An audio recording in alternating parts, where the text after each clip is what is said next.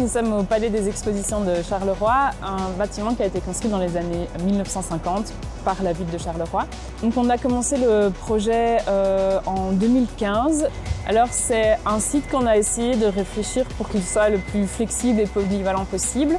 Il y aura donc 3 étages de hall d'exposition en relation avec un grand jardin extérieur de déambulation et de circulation et en relation avec 3 halls de parking. L'intégration du Palais des Congrès dans le Palais des Expositions en cours de chantier, c'était surtout un challenge en termes de communication et de travail d'équipe. Mais après, on a eu l'impression que finalement, le bâtiment se prêtait assez bien à ce genre d'insertion parce qu'il est très grand. Et donc en fait, il y a une espèce de disponibilité, d'opportunité de faire encore beaucoup de choses dedans.